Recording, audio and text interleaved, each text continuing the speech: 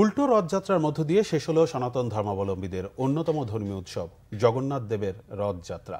দুপুরে ঢাকেশ্বরী জাতীয় মন্দির থেকে শুরু হয়ে বর্ণিল সাজে সজ্জিত তিনটি বিশাল রথের যাত্রা স্বামীবাগের ইস্কন মন্দিরে গিয়ে শেষ হয়।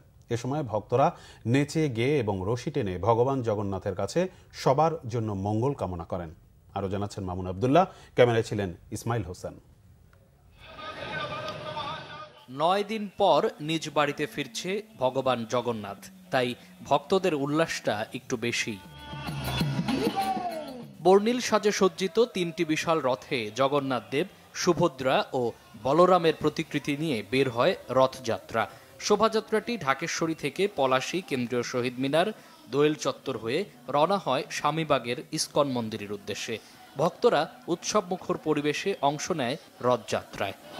বছরের একটা উৎসব রথযাত্রা, তাতে আমরা আনন্দ করতে আসছি। মেয়েদেরকে নিয়ে ছেলেদেরকে নিয়ে আসি রথ দেখতে। যদি ভগবান চায় তাহলে পড়ালেখা ভালোই হবে। আমি চেষ্টা করব পড়ালেখা ভালো করে করার জন্য। আমাদের এই জগতে আর দুঃখ কষ্ট ভোগ করতে না হয়, তাই আজকের দিনে সকল জগতের নাথ যিনি জগন্নাথ, তো উনি সকলকেই কৃপা করার জন্য, এই জন্ম মৃত্যু থেকে মুক্ত করার জন্য আমাদের এই রাজপথে উনি কি করেছে, নেমেছে। এখানে আমি জগন্নাথের রথ টানতে আসছি তার জন্য।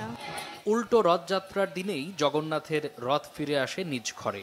রথের দড়িতে তাই হাত দিয়ে পাপ মোচন করেন বহু ভক্ত। আমরা অপেক্ষা করতেছি রথের দড়ির জন্য। এখন ওটা আসলে আমরা ওটা ধরে টান দিব, তাহলে আমাদের পাপ মোচন হবে। সবাই ভালো থাকুক, দেশের মঙ্গল হোক, ভালো হোক, অশান্তি দূর হোক, এটাই চাওয়া। দেশের শান্তি আসুক, সবাই সুস্থ থাকুক, এইটাই আমরা চাই।